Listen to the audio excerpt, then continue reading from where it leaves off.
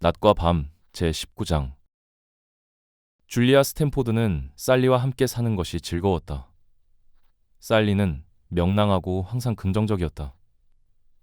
결혼에 한 번 실패한 다음부터는 남자와 깊은 관계를 갖지 않겠다고 맹세했었다. 그러나 줄리아는 살리가 말하는 깊은 관계의 정의가 어떤 것인지 종잡을 수 없었다. 그녀는 주말이면 새로운 남자와 데이트를 즐겼기 때문이었다. 차라리 결혼한 남자와 데이트하는 것이 속 편해. 살리가 털어놓았다. 그들은 죄의식을 느끼기 때문에 항상 친절하고 선물이라도 사주려고 안달이지. 하지만 독신 남자는 달라. 이 친구 왜 아직도 결혼 못했지? 라는 의구심이 생길 수밖에 없어. 어느 날 살리가 줄리아에게 물었다. 너 요즘 한 번도 데이트하는 걸 못 봤는데? 그렇게 아무도 없어? 전혀 없어. 줄리아에게 추궁거렸던 남자는 한둘이 아니었다. 내가 소개시켜줄 사람이 있어. 살리가 말했다. 너도 그 사람이 마음에 들 거야. 이름은 토니 비네티야. 네 얘기를 했더니 소개해달라고 계속 졸라댔어. 난 지금 데이트할 생각이. 내일 저녁 8시에 데리러 오기로 했어. 토니 비네티는 농구선수같이 키가 컸다. 그러나 왠지 호감이 가는 외모였다. 수치 많은 짙은 생머리에 활짝 웃는 얼굴로 줄리아를 쳐다보고 있었다. 살리가 과장한 게 아니었군. 이렇게 멋있는 사람을 만나게 될 줄은 몰랐어요. 고맙습니다. 줄리아가 대답했다. 그의 칭찬이 싫지 않았다. 휴스톤즈 레스토랑에 가본 적 있어요? 휴스톤즈는 캔사스시에서 제일 좋다는 레스토랑이었다. 없는데요? 실상 줄리아의 처지에서는 휴스톤즈 같은 비싼 레스토랑을 드나들 수 없었다. 최근에 월급이 올랐지만 자신의 수입으로는 어림도 없었다. 오늘 그곳에 예약했어요.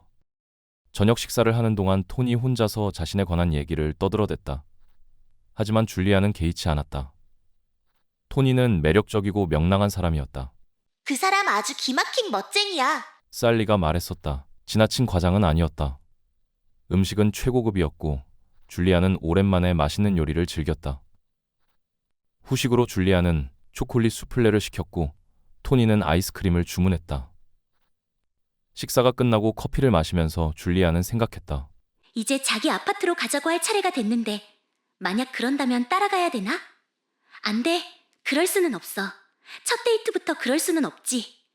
날 아주 싸구려 여자로 보게 될 거야. 다음에 또 만난다면. 웨이터가 계산서를 가져왔다. 토니가 들어오면서 말했다. 맞는 것 같은데 그는 계산서의 내역을 한 가지씩 따졌다. 당신은 전체로 파테를 주문했고 주식은 바닷가재가 맞지요? 그래요. 그런 다음 프렌치 후라이와 샐러드 그리고 후식은 수플레 맞지요? 줄리아는 약간 어리둥절한 표정으로 그를 쳐다보았다. 그랬어요. 알았어요. 그는 잠시 속으로 계산한 다음 말했다. 이 계산서에서 당신 몫은 $50 40센트요. 줄리아는 충격을 받았다. 뭐라고 하셨지요? 토니는 싱글거렸다. 요즘 개성이 강한 여자들이 어떤 생각을 하는지 난 잘 알고 있어요.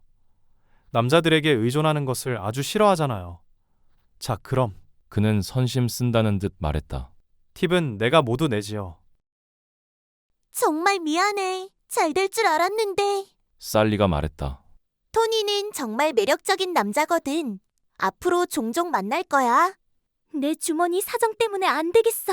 줄리아가 대답했다. 그럼 또 한 사람이 있는데 내가 소개할게. 이 사람은 아주... 살리, 그러지 않아도 돼. 난 지금 데이트 생각이... 나한테 맡겨둬. 테드 리들은 30대의 매력적인 남자였다. 그는 역사 유적지인 스트로베리 힐에 있는 제니즈 레스토랑으로 줄리아를 데려갔다. 그곳은 전통적인 크로아티아 음식으로 유명한 레스토랑이었다. 살리에게 고맙다는 인사를 해야 되겠소. 리들이 말했다. 당신같이 아름다운 사람을 소개해 주었으니까. 고맙습니다. 내가 광고대 인사를 가지고 있다는 얘기를 들었습니까? 못 들었는데요. 나는 캔사스시에서 제일 큰 광고대 행사를 가지고 있어요. 나를 모르는 사람은 별로 없어요. 그러세요. 저는... 우리는 전국적으로도 이름난 기업들을 의뢰인으로 확보하고 있어요.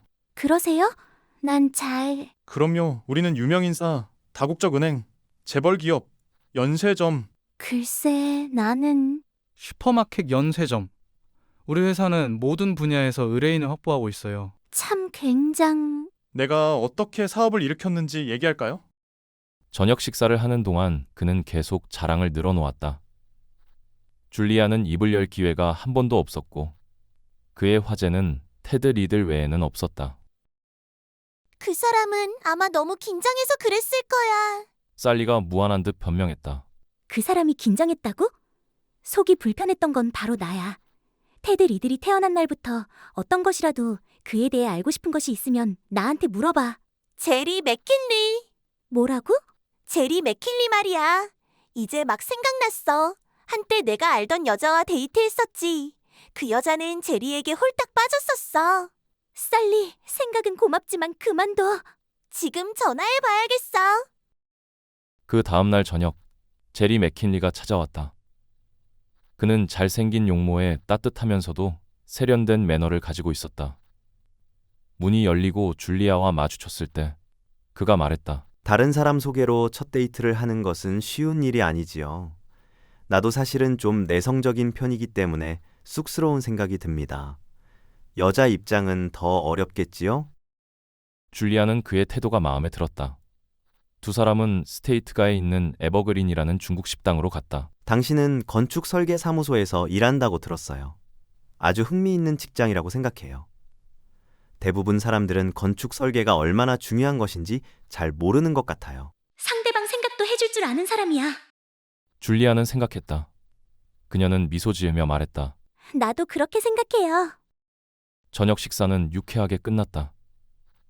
제리와 대화의 꽃을 피우면서 줄리아는 점점 더 그에게 마음이 끌렸다. 그녀는 과감하게 행동하기로 마음먹었다. 우리 집에 가서 한 잔 더 하시겠어요? 줄리아가 물었다. 아니, 그럴 것 없이 내 아파트로 갑시다. 꼭 그래야 할 이유가 있어요? 그는 몸을 앞으로 숙이고 줄리아의 손을 잡았다. 내 아파트로 가야 도구가 다 있거든요. 도구라고요?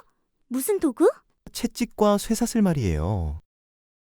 헨리 웨스는 피터스, 이스트만, 톨킨 건축 설계 사무소와 같은 건물에 있는 회계법인의 대표였다. 줄리아는 일주일에 두세 번은 그와 엘리베이터 안에서 마주쳤다. 그는 예의 바르고 조용한 사람이었다. 30대 중반 나이, 연한 금발에 검은 테 안경을 쓴 지적인 외모를 가진 사람이었다. 처음에는 서로 가볍게 목례하는 정도의 인사가 어느새 안녕하세요가 되고 오늘은 무슨 좋은 일이라도 있습니까? 로 발전했다. 몇 달이 지나자 드디어 시간 나실 때 저녁 식사라도 같이 하는 게 어떻습니까?에 다다랐다. 그는 숨을 죽이고 줄리아의 대답을 기다렸다. 줄리아는 미소 지으며 말했다. 좋아요. 헨리 웨스는 첫 데이트에서 사랑에 빠졌다.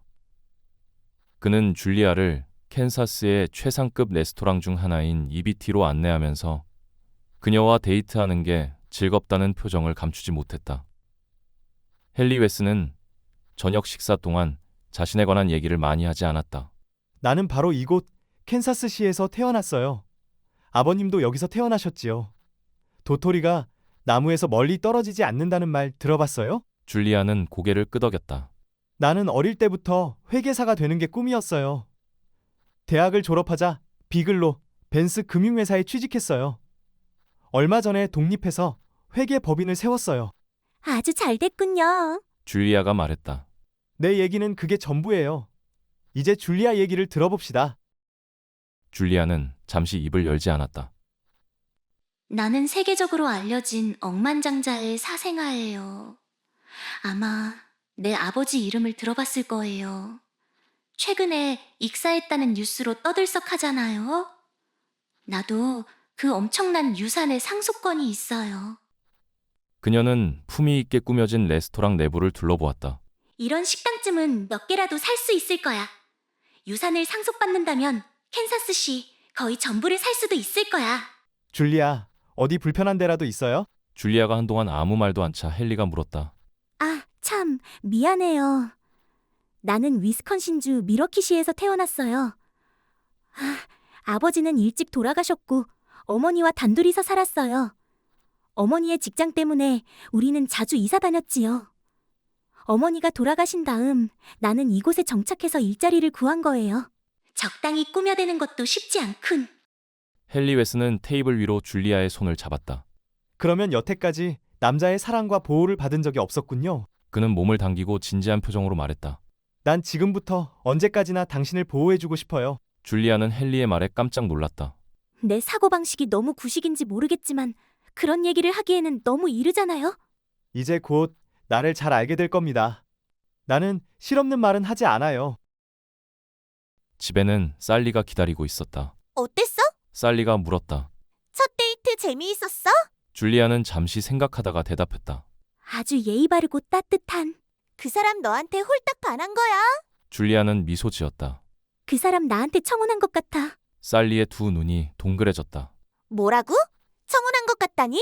세상에, 청혼했으면 했고 안 했으면 안 했지. 한 것 같은 게 뭐야? 헨리는 나를 언제까지나 보호해주고 싶다고 했어. 그건 청혼이야. 살리가 흥분하기 시작했다. 그건 확실한 청혼이야. 빨리 받아들여. 그 사람 생각이 바뀌기 전에 받아들이고 결혼식을 올려야 돼. 줄리아가 웃으며 물었다. 왜 그렇게 급해? 난 아직 결혼 생각을 해본 적이 없어.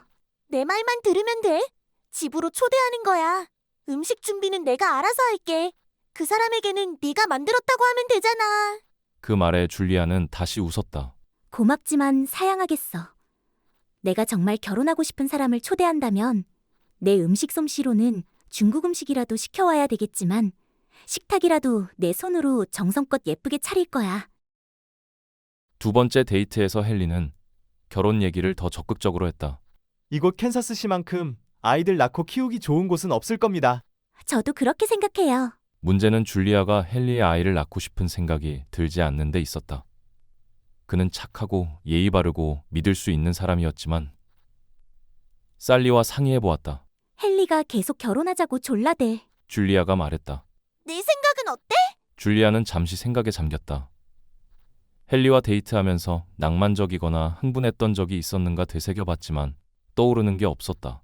헨리는 착하고 예의 바르고 믿을 수 있는. 살리가 웃으며 줄리아의 말을 끊었다. 한마디로 무미건조한 사람이라는 말이지? 줄리아는 변명조로 말했다. 반드시 무미건조하다고는 할 수... 살리는 고개를 끄덕였다. 무미건조한 사람이 틀림없어. 결혼해. 뭐라고? 서둘러 결혼하란 말이야. 착하고 무미건조한 남편감이 그렇게 흔한 줄 알아? 줄리아와 살리는 빠듯한 수입으로 생계를 꾸려가는 게 쉽지 않았다. 얼마 되지 않는 월급에서 세금과 기타 부과금을 제하고 나면 아파트 임대료와 차량 유지비, 식비, 그리고 옷을 갖추는 것도 쉽지 않았다. 줄리아는 제일 작은 일제 도요타를 몰고 다녔지만 때로는 차량 유지비로 수입의 대부분을 없애는 게 아닌가 하는 생각이 들었다. 차를 갖고 있지 않은 살리에게 돈을 빌리기 일쑤였다. 어느 날 저녁, 줄리아가 외출복을 갈아입을 때 살리가 물었다. 또 헨리와 데이트하는 거야? 맞지? 오늘 저녁은 어디 가기로 했어? 오늘은 음악회에 가기로 했어. 클레오 레인의 연주가 있대. 헨리가 아직도 결혼하자고 졸라대? 줄리아는 잠시 주저했다.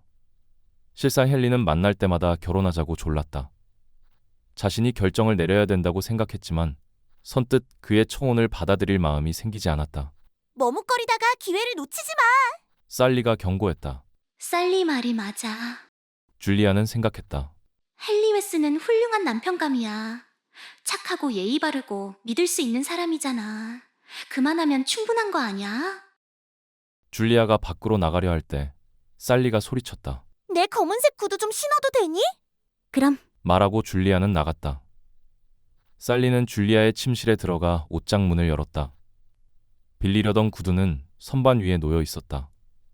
구두를 집으려다가 그 옆에 있던 종이 상자를 건드렸고 상자가 바닥에 떨어지면서 상자 속에 있던 물건들이 흩어졌다.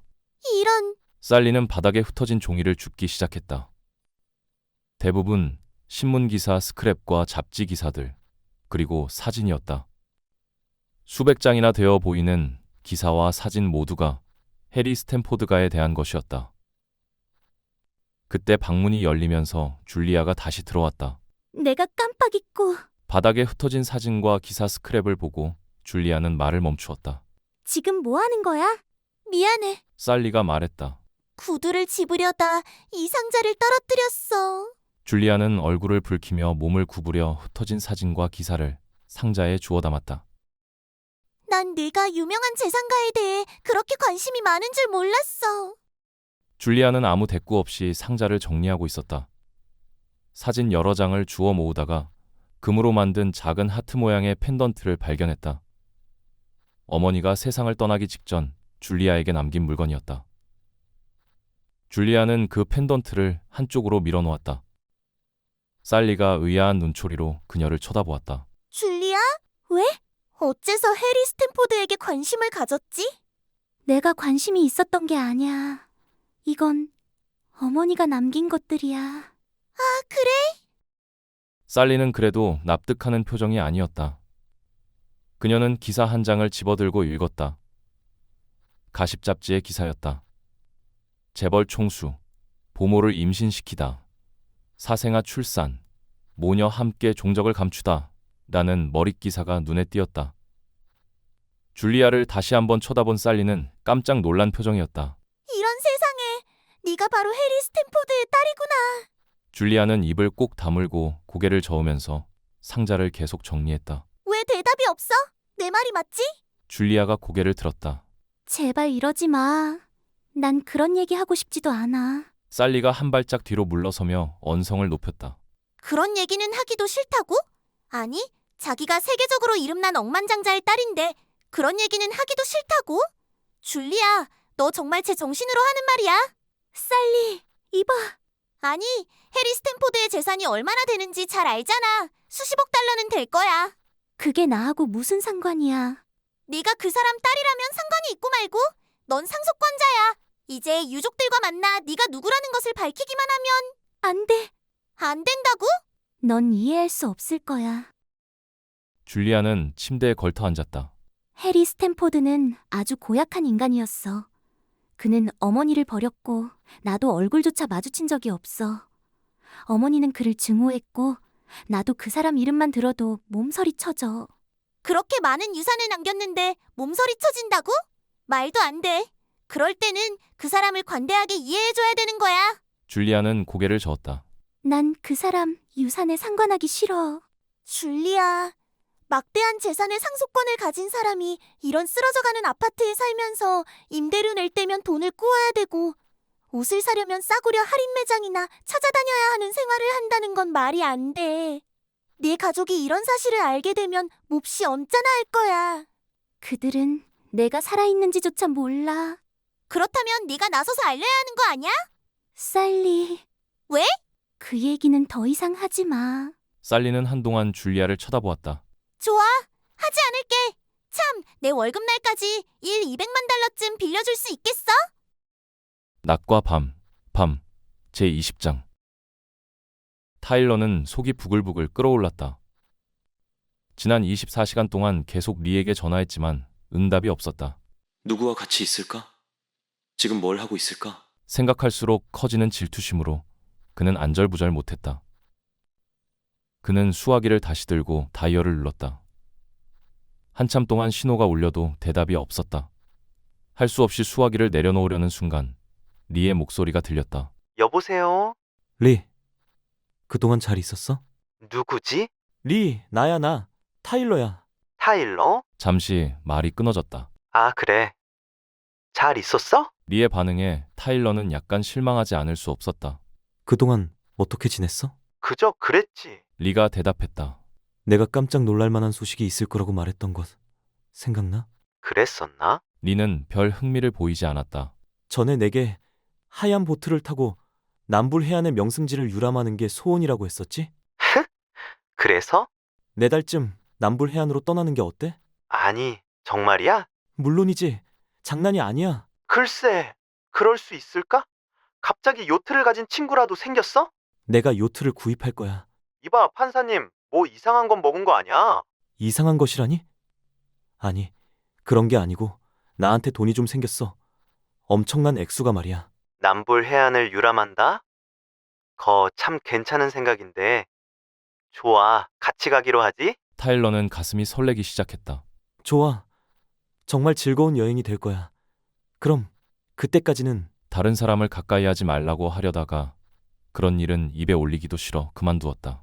내가 곧 다시 연락할게. 그는 수화기를 내려놓고 침대에 걸터 앉았다. 좋아. 같이 가기로 하지. 리와 함께 멋있는 호화 요트를 타고 명승지를 찾아 세계를 돌아다니는 환상에 사로잡혔다. 이젠 리를 놓아주지 않을 거야. 타일러는 직업별 전화번호부를 뒤지기 시작했다. 존 알든 요트, 보스턴의 상업용 부두 근처에 있었다. 타일러가 들어서자 영업부장이 다가왔다. 어떻게 오셨습니까? 제가 도와드릴 게 있으면 말씀하시지요. 타일러는 그를 쳐다보면서 별일도 아니라는 듯 말했다. 요트 한 척 구입하러 왔소. 이제는 억만장자가 된 기분으로 태연하게 말할 수 있었다.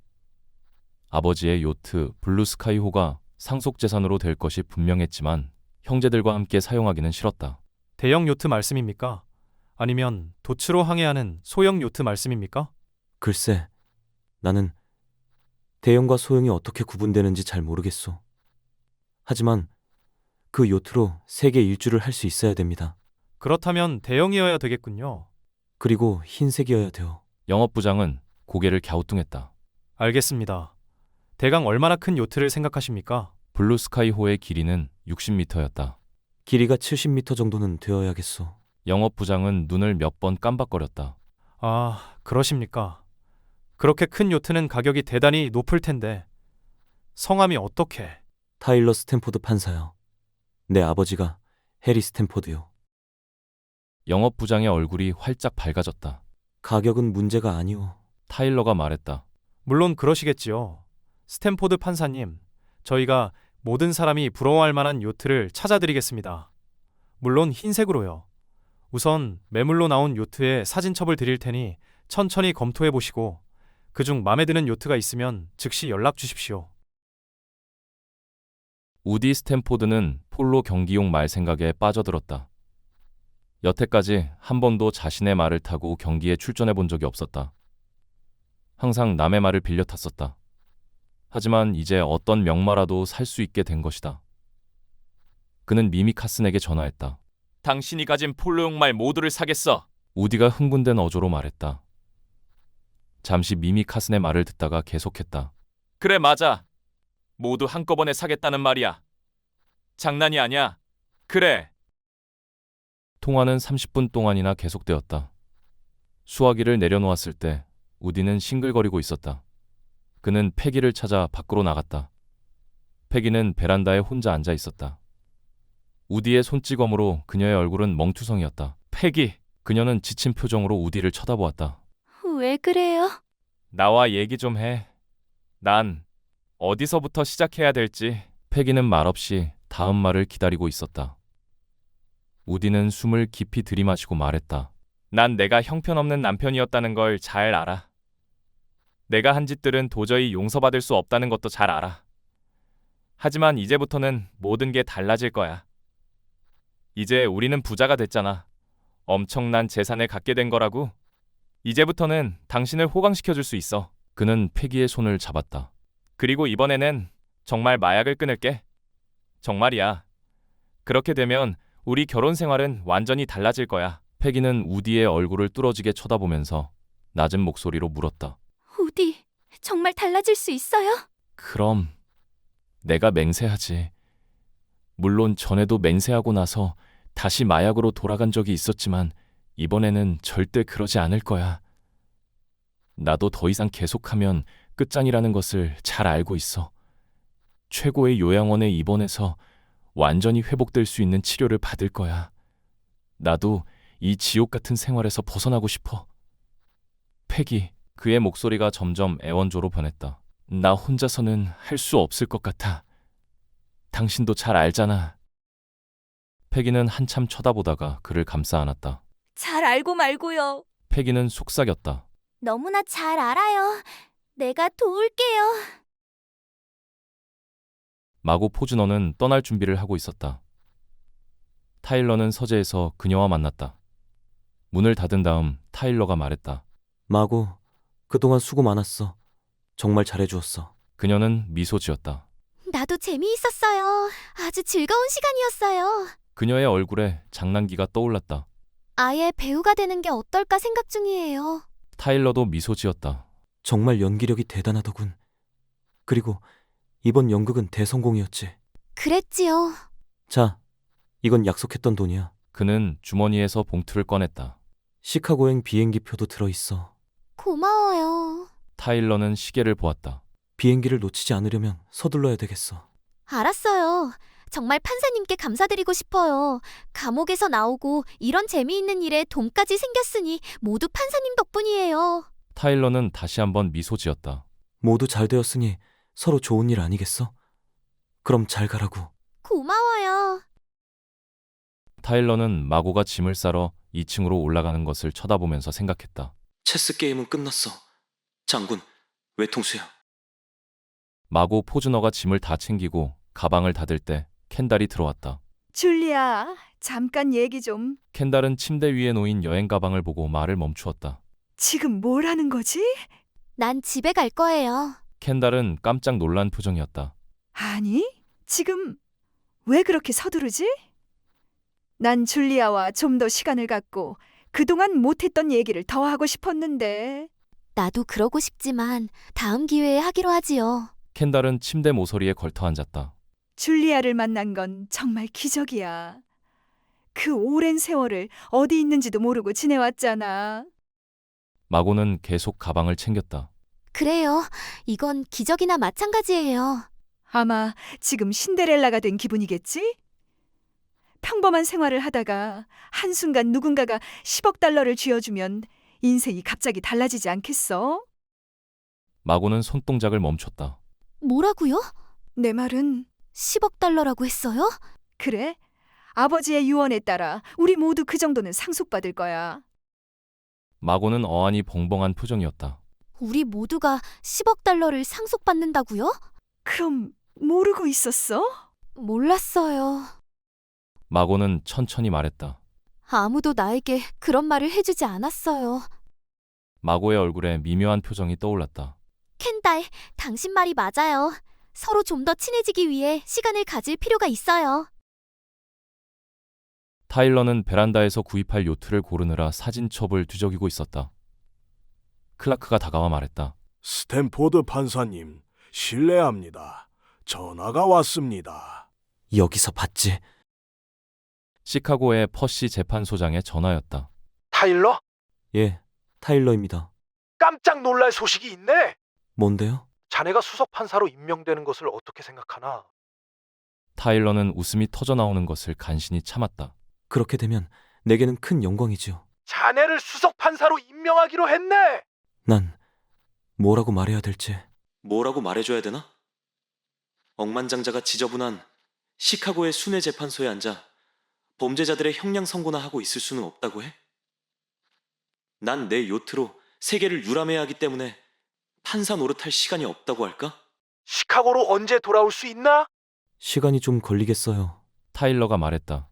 여기 정리해야 될 일이 제법 많아요. 알았네. 일 끝나는 대로 빨리 오라고. 모두들 기다리니까. 기다리다가 목이 빠지지 않을까? 그럼 나중에 뵙죠. 타일러는 수화기를 내려놓고 시계를 보았다. 마고가 공항으로 떠날 시간이었다. 그는 작별 인사를 하려고 2층으로 올라갔다. 마고의 침실에 들어선 타일러는 그녀가 짐을 다시 풀고 있는 것을 보았다. 그는 약간 놀란 표정이었다. 아직 준비가 안 됐어? 마고는 그를 쳐다보고 미소 지었다. 아니요, 짐을 풀고 있는 중이에요. 짐 싸다가 생각해보니 이곳이 마음에 들어서요. 당분간 여기 남기로 했어요. 타일러는 얼굴을 찌푸렸다. 그게 무슨 소리야? 곧 시카고행 비행기를 타야 되잖아. 판사님, 비행기 편이 어디 한둘인가요? 그녀는 싱글거렸다. 기분 내키면 비행기 한 대쯤 살 수도 있는데요, 뭘? 그게 무슨 소리야? 나보고 장난으로 몇 사람 속이는 연극을 해달라고 했잖아요. 그런데? 막상 장난이 끝나고 보니 그건 장난이 아니더군요. 내겐 이제 10억 달러를 상속받을 권리가 생긴 거예요. 타일러의 표정이 굳어졌다. 당장 여기서 나가. 왜 그래요? 내가 가고 싶을 때 가겠어요. 마고가 말했다.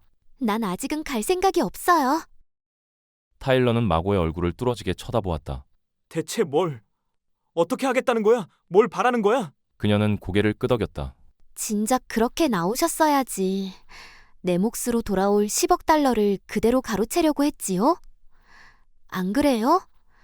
난 처음엔 당신이 상속재산을 조금 더 차지하려고 이 연극을 꾸민 줄 알았어요. 하지만 그게 10억 달러라니 이건 완전히 차원이 달라요. 난 이제 몇 푼 받고 떠날 생각이 없어요. 그때 노크 소리가 들렸다. 실례합니다. 클라크가 말했다. 점심 준비가 되었습니다. 마고가 타일러에게 말했다. 가서 점심 드세요. 난 중요한 일이 있어서 점심 식사할 시간이 없어요. 그날 저녁 무렵 로즈힐에는 포장된 상자가 줄줄이 배달되었다. 알마니 정장, 스카시 스포츠웨어, 조단 마쉬의 내에 등 최고급 의류가 상자마다 여러 벌씩 들어있었고 니만 마커스의 세이블 코트와 까르띠에의 다이아몬드 팔찌도 있었다. 상자마다 수신인은 줄리아 스탠포드로 되어 있었다. 저녁 5시에 마고가 아래층으로 내려왔을 때 타일러는 치밀어 오르는 화를 억지로 참으며 기다리고 있었다. 이게 도대체 무슨 짓이야? 타일러가 말했다. 마고는 미소 지으며 대답했다. 몇 가지 필요한 물건을 샀어요. 생각해봐요. 당신 누이 동생은 우아하게 차려입고 다니잖아요. 나만 초라하게 보일 수는 없죠. 스탠포드 이름만 대면 어떤 상점이라도 그냥 물건을 보내주는데 놀랐어요. 대금은 알아서 지불해줄 거죠? 줄리아, 줄리아가 아니고 마고예요. 그녀가 대답했다. 그건 그렇고 멋있는 요트 사진을 여러 장 봤는데 한 척 사려고 그러세요? 그건 네가 상관할 일이 아니야. 글쎄, 상관할 수도 있을 것 같은데요. 우리가 함께 여행을 떠날 수도 있잖아요. 새해 요트 이름을 마고라고 하는 게 어때요? 아니면 줄리아로 할까요? 같이 세계 일주를 하는 것도 좋겠네요. 난 혼자 있는 게 질색이거든요. 타일러는 숨을 깊이 들이마신 다음 말했다. 내가 마고를 과소평가했던 것 같아. 정말 머리 회전이 빠르군. 판사님이 그렇게 말한다면 그건 대단한 칭찬인데요. 그렇게 머리가 잘 돌아가는 사람이 제 분수를 모르지는 않겠지? 글쎄요. 판사님은 내 분수가 어느 정도라고 생각하시죠? 현찰로 100만 달러. 마고는 가슴이 두근거리기 시작했다. 그럼 오늘 주문한 물건들은 그대로 갖는 거예요. 좋아, 그건 별도의 선물로 주지. 마고는 숨을 깊이 들이마셨다. 좋아요. 그럼 모두 합의한 거예요. 좋아. 돈은 빠른 시일 내에 주도록 할게. 나도 며칠 내로 시카고에 돌아갈 거야. 그는 주머니에서 열쇠를 꺼내 마고에게 건넸다. 내 집 열쇠야. 집에 가서 날 기다리라고. 아무도 만나지 말고. 이런 얘기도 하면 안 돼. 알았어요. 마고는 환호성을 지르고 싶은 것을 겨우 참았다. 좀 더 달라고 했어도 괜찮을 뻔했잖아. 곧 떠날 수 있는 비행기 편을 예약해주지. 내가 주문했던 물건들은 어떻게 하고요? 바로 집으로 보내줄 테니 염려 마. 좋아요. 이번 일로 우리 두 사람 다 잘 된 거지요? 타일러는 고개를 끄덕였다. 그래, 나도 만족해. 타일러는 로간 국제공항으로 마고를 데리고 갔다. 비행기에 오르기 전에 마고가 물었다. 다른 사람들에게 뭐라고 할 거예요? 내가 이렇게 갑자기 떠난 이유를 설명해줘야 되잖아요. 남미에서 온 친한 친구가 갑자기 입원하게 돼서 달려갔다고 둘러댈 거야. 마고는 아쉬운 듯 타일러를 쳐다보았다. 판사님, 요트 여행을 같이 했더라면 아주 재미있었을 텐데 좀 섭섭하네요. 탑승 안내방송이 들려왔다. 이제 탑승해야겠어요. 그럼 여행 잘 하라고. 고마워요. 며칠 후에 시카고에서 만나요. 타일러는 그녀가 비행기에 탑승하는 것을 지켜보았다. 비행기가 움직이고 굉음을 내면서 이륙할 때까지 움직이지 않았다. 기다리고 있던 리무진에 탄 타일러는 운전사에게 말했다. 로즈 힐로 돌아가자고. 집에 돌아온 타일러는 침실로 들어가 문을 닫고 시카고의 순회 재판소장 퍼시에게 전화했다. 타일러, 우리 모두 자네가 돌아오기만 기다리고 있네. 언제쯤 돌아올 거지? 자네 승진 축하 파티를 계획하고 있거든. 곧 일이 끝날 겁니다. 타일러가 대답했다. 그런데 문제가 좀 생겼어요. 날 좀 도와주셔야겠어요. 물론이지. 무슨 문제인데? 내가 갱생시켜 보려던 전과자 문제예요. 마고 포즈너라는 여잔데 내가 돕겠다고 하던 것 기억하십니까? 기억하고 말고 그 여자가 무슨 문제를 일으켰나? 정말 딱하게 됐어요. 그녀가 정신질환 증세를 보이기 시작하더니 자신이 내 누이 동생이라는 환상에 사로잡혔어요. 보스턴에까지 찾아와서 그런 소리를 하기에 정신 차리라고 타일렀더니 날 죽이려고 했어요. 이런 세상에 어떻게 그런 일이? 지금 시카고로 돌아갔습니다. 내 집 열쇠를 훔쳐갔는데 이제 무슨 짓을 할지 모르겠어요. 아주 심각한 정신장난증으로 생각됩니다. 우리 형제들을 다 죽여버리겠다고 협박했어요. 아무래도 리드 정신요양원에 입원시켜야 할 것 같습니다. 팩스로 서류를 보내주시면 서명해서 다시 보내겠습니다. 정신과 의사와는 내가 직접 통화하지요. 알았네. 타일러, 걱정하지 말게. 내가 바로 처리할 테니. 고맙습니다. 마고 포즈너는 유나이티드 항공 307편으로 오늘 저녁 8시에 도착할 겁니다. 공항에 사람을 내보내서 바로 연행하는 게 좋겠어요. 여자라고 깔보면 안 된다고 주의시켜야 됩니다. 리드 요양원의 격리 수용 시설에 입원시키고 면회도 금지시켜야 될 겁니다. 알았네. 다 알아서 처리하지.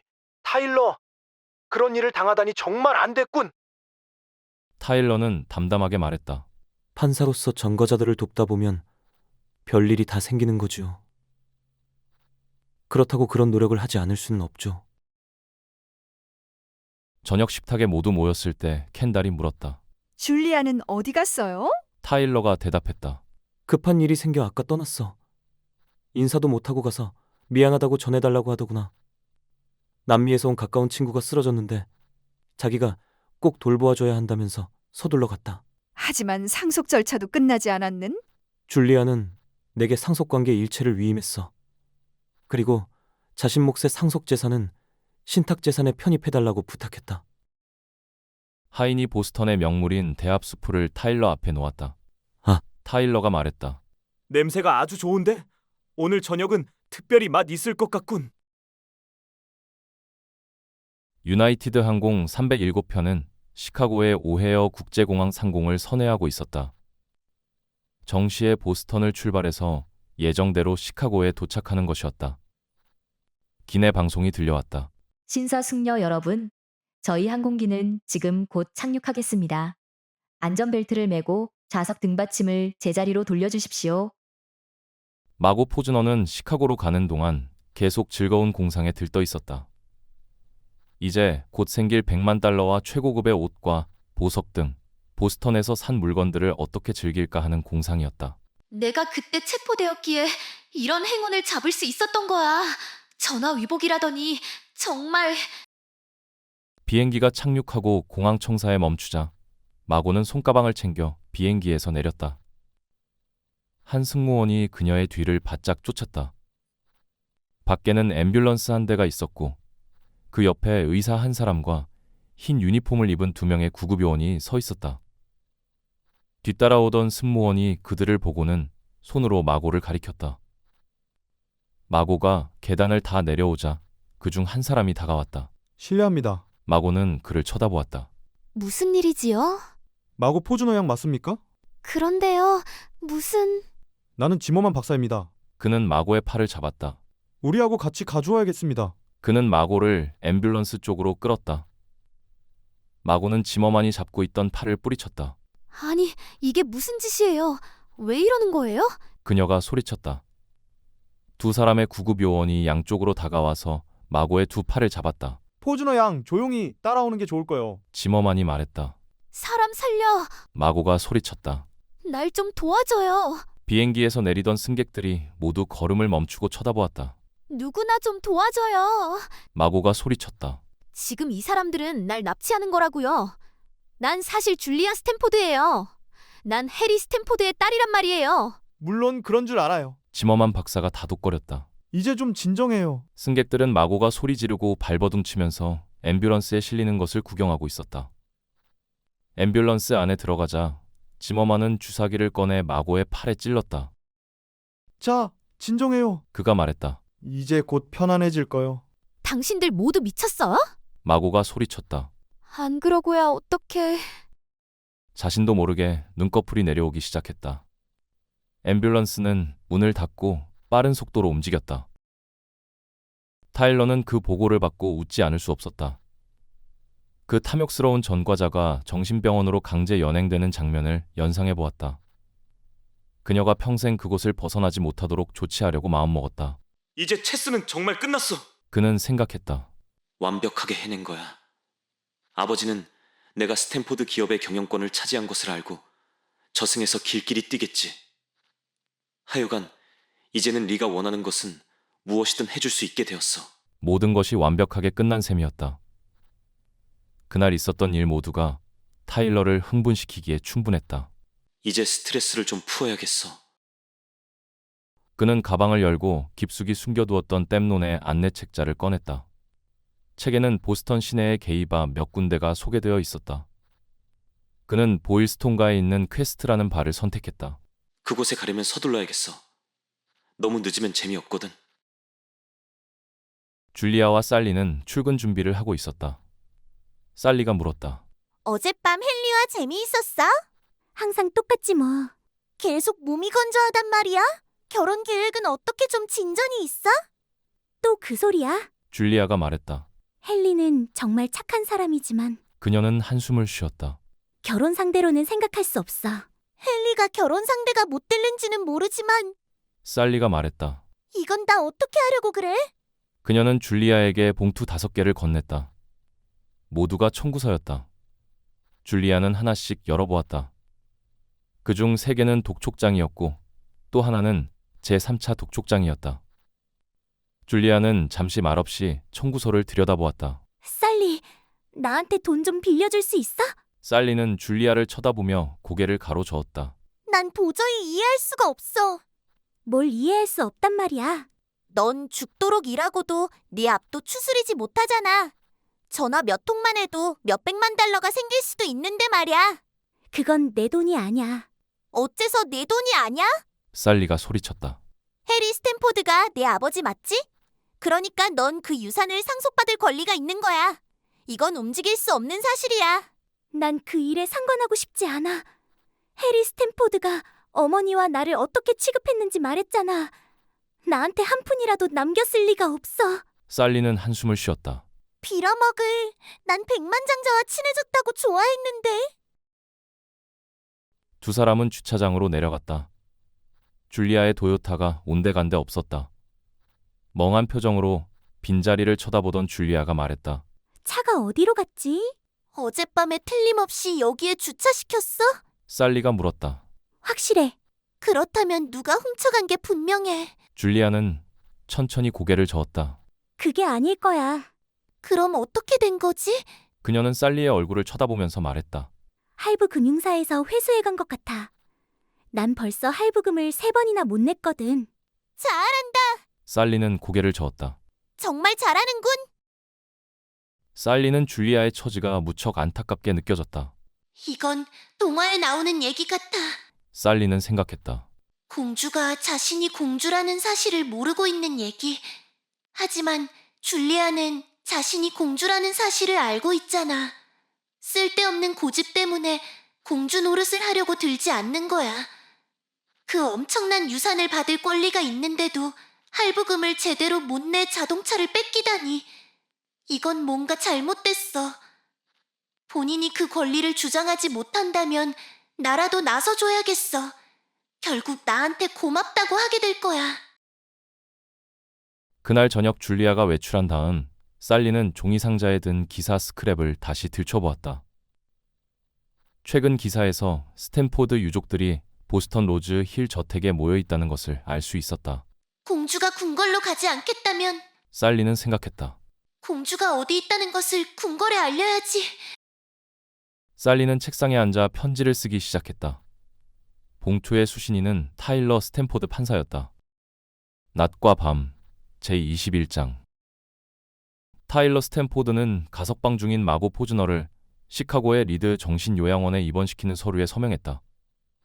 담당 판사 외에도 3명의 신경정신과 의사의 동의가 필요했지만 그건 요식행위에 불과하다는 것을 타일러는 잘 알고 있었다. 타일러는 여태까지 진행되어 온 자신의 계획을 차근차근 검토해 보았다. 아무리 생각해 보아도 문제가 생길 여지가 없었다. 드미트리는 오스트레일리아에서 잠적했고 마고 포즈너는 정신요양원에서 여생을 보내게 되었다. 할 베이커가 남아있지만 걱정할 필요가 없었다. 인간은 누구나 약점이 있기 마련이고 베이커의 결정적인 약점은 그의 가족이었다. 그럼 베이커는 절대로 입을 열지 않을 거야. 감옥에 가서 가족과 헤어지게 되는 것을 죽기보다 더 두려워하잖아. 모든 게 완벽하게 마무리되었다. 상속 절차가 끝나자마자 시카고로 돌아가서 리를 만나야지. 아예 남불 해안의 쌍트로페에 집을 사버릴까? 공상이 점점 퍼져나갔다. 내 요트로 세계를 유람하는 거야. 난 베니스를 꼭 가보고 싶었거든. 포시타노에도 가보고 카프리도. 케냐에서 사파리 여행을 하고 인도에서는 달빛 아래 타지 마할을 산책해야지. 이게 모두 아버지 덕이야. 그 고약했던 아버지 덕이지. 타일러, 넌 호모야. 어떻게 너 같은 게 내 핏줄로 태어났는지. 아버지 어때요? 호모 아들이 결국 아버지를 몰아냈잖아요. 타일러는 점심 식사를 하러 우디와 켄달이 모여있는 아래층 식당으로 갔다. 줄리아가 그렇게 갑자기 떠나버려서 서운해요. 켄달이 말했다. 좀 더 같이 지내면서 친해지고 싶었는데. 급한 일이 끝나면 즉시 돌아오지 않겠소? 마크가 말했다. 돌아오고 싶어서 안달이겠지. 타일러는 생각했다. 하지만 마고 포즈너는 절대로 요양원을 떠날 수 없을 것이다. 모두들 유산 상속 후의 계획에 대해 얘기를 주고받았다. 패기가 주저주저하다가 입을 열었다. 우디는 폴로용 말 한 대를 살 거래요. 말 한 대라니? 내가 무슨 목장을 하는 줄 알아? 우디가 소리쳤다. 폴로용 말 한 조를 사겠다는 말이야. 무식하기는. 미안해요, 여보. 난 그저... 그럼 입 닥치고 가만히 있어. 타일러가 켄달에게 물었다. 넌 어떻게 할 생각이니? 우리 일을 계속 지원해 주시리라 믿습니다. 열흘 이내에 100만 달러를 입금시켜 주십시오. 켄달? 나는 사업을 확장할 거예요. 런던과 파리에 새 부티크를 열 계획이에요. 정말이요? 나도 구경이라도 해볼 수 있으면 좋겠네요. 패기가 말했다. 이번에는 켄달이 타일러에게 물었다. 오빠는 유산을 상속받으면 뭘 할 거예요? 타일러는 진지한 표정으로 대답했다. 거의 자선 사업에 쓸 거야. 도움을 기다리는 훌륭한 자선단체가 꽤 많거든. 그는 형제들의 대화를 건성으로 듣고 있었다. 장래 계획을 얘기하는 형제들을 쳐다보면서 타일러는 생각했다. 내가 아니었으면 너희들은 한 푼도 못 받았을 거야. 타일러는 우디에게 고개를 돌렸다. 우디가 마약 중독자라는 것은 말하지 않아도 잘 알고 있었다. 돈이 생겨도 달라질 게 없을 거야. 타일러는 생각했다. 이제 마음 놓고 마약을 살 수 있게 되었군.